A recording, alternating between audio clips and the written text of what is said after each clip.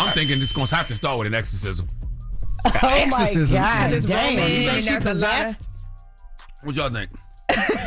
I don't think exorcism. I don't think an exorcism is needed. I thought maybe a benefit concert. But I also talked. Donation, definitely. Donation. Of course, always thought you for the have donation. to. Yeah, that's the foundation of the start. And then you got to sit down. 30 seconds may have shaken a billion-dollar empire. What looked like Nicki Minaj stepping confidently into political proximity beside Donald Trump quickly morphed into something far less triumphant.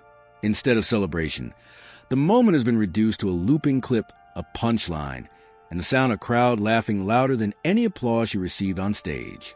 Insiders claim the story is crystallizing around her before she has even spoken.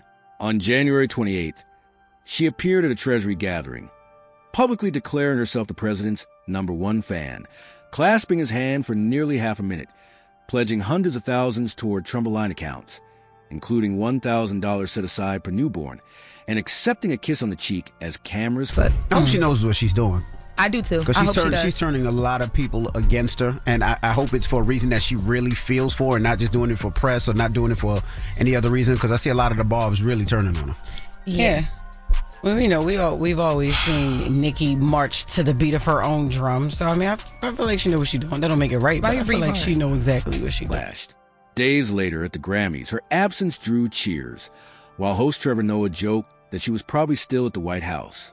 If this was meant to signal influence, why does it resemble isolation? And why does the silence from powerful allies feel heavier than open criticism? Whatever recalibration is happening now, it doesn't appear to be driven by politics. The recalibration starts inside the chamber, not beyond it. January 28th, 2026. The Andrew W. Mellon Auditorium at the Treasury Summit. Broadcast lights are blazing. Kevin O'Leary is mid-remarks, while Nicki Minaj stands beside Donald Trump, their fingers laced for nearly half a minute as he quips about her manicure. The presentation is polished. Federally backed investment accounts for newborns, each open with $1,000 in seed funding, financial education, generational lift, optimism package for cameras. She approaches the podium, declares herself probably the president's #1 fan. I mean, you got to just realize what's going to happen here. Is Jay-Z going to do anything to Nicki Minaj?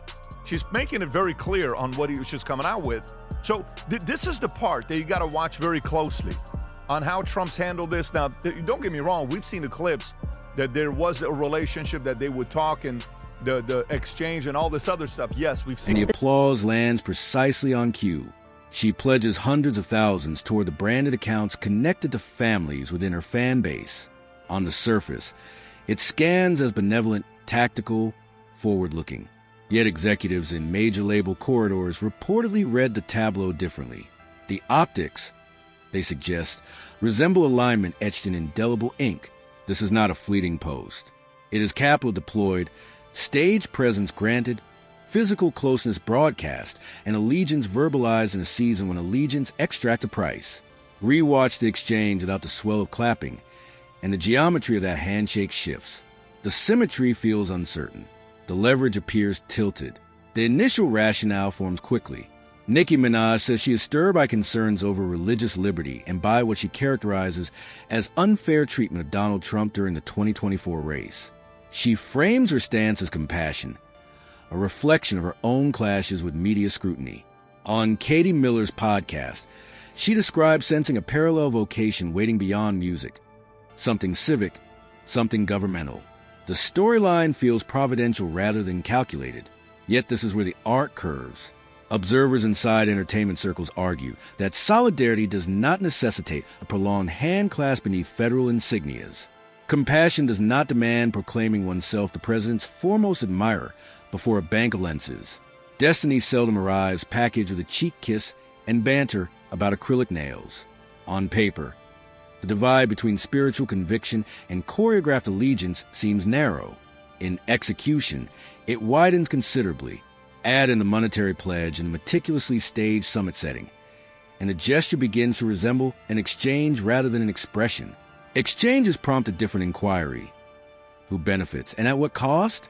The ascent to that January platform was incremental. Nicki Minaj has made it very clear how she feels about African Americans in this country. For I don't think she's one of them, obviously. And she should, under Trump's rules, she should be deported because I don't think, reportedly, that she is a legal citizen here. She is undocumented. And so she has shown her disdain for African. Not accidental. The previous autumn in New York, she dined with Alex Bruesewitz, a young digital strategist aligned with Trump, alongside Pastor Peter Zadonu, known for writing about confronting fear. Conversations reportedly centered on violence against Christians in Nigeria. Soon after, she appeared at the United Nations following an introduction from Mike Waltz. Photographers captured the curated visuals. Fur coat, tailored suit, deliberate entrance. She later surfaced at Turning Point USA's America Fest, where J.D. Vance praised her remarks as profound. That sequence does not resemble a spontaneous pivot. It looks like infrastructure under construction.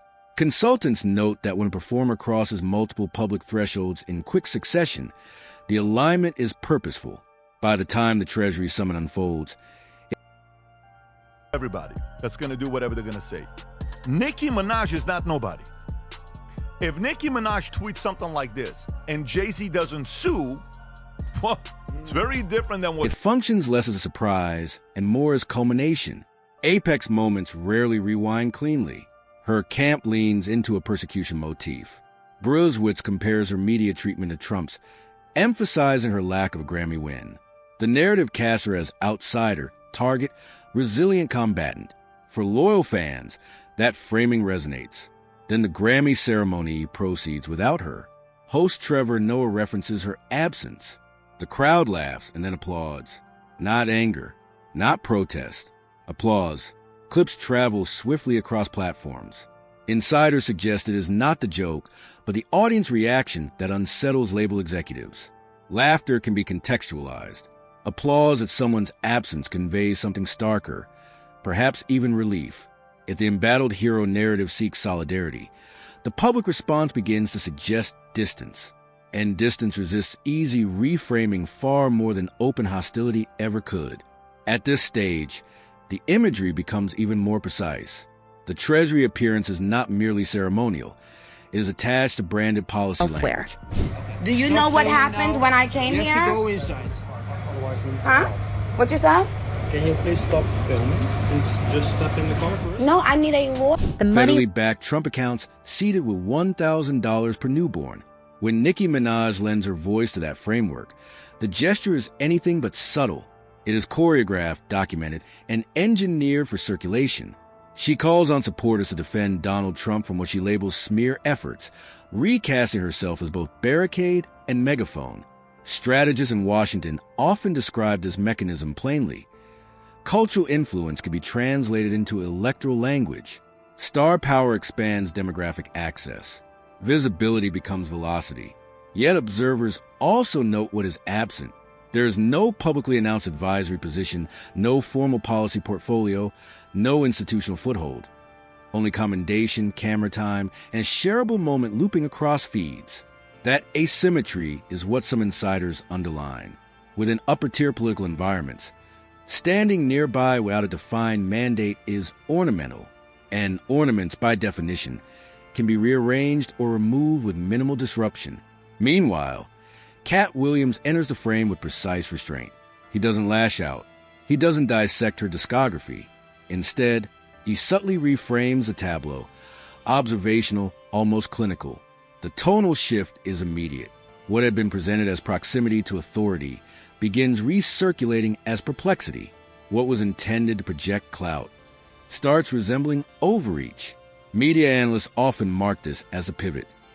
The instant a spectacle becomes comedic, its intimidation factor erodes. Authority relies on weight. Weight dissolves under sustained humor. And unlike legislative arguments, punchlines are portable. They replay effortlessly. They embed themselves in timelines. As the clip loops, interpretive space narrows. Sources aligned with Nicki Minaj maintain she anticipated resistance and remains unfazed. Yet the quiet from Donald Trump's orbit grows more conspicuous. No secondary platform, no expanded remit, just an inaugural summit appearance. And then the spotlight drifts elsewhere. The capital remains in the periphery like an invoice few want to scrutinize openly. Reports describe hundreds of thousands directed toward federally backed accounts carrying Donald Trump's branding, earmarked for families within Nicki Minaj's fan community. The public headline emphasizes financial education and generational uplift. Behind closed doors, however, entertainment accountants tend to weigh optics against tangible return. What measurable leverage accompanies such a conspicuous outlay? In commercial music, overt political alignment can recalibrate partnership equations. Sponsorship clauses tighten. International routing decisions get reassessed. Corporate collaborators quietly revisit risk models. None of this is speculative. It is embedded in standard contract language across touring, endorsements, and licensing. Her public posture intensifies rather than moderates. She states that criticism only deepens her resolve to stand beside him, to devoted supporters. That stance signals resilience. To industry executives, it can sound like escalation without reciprocal infrastructure. When allegiance evolves into identity, strategic flexibility narrows. And in this instance, the positioning is not described as provisional. It is articulated as conviction, even devotion, which, in high-stakes arenas, tends to redefine both opportunity and exit pathways.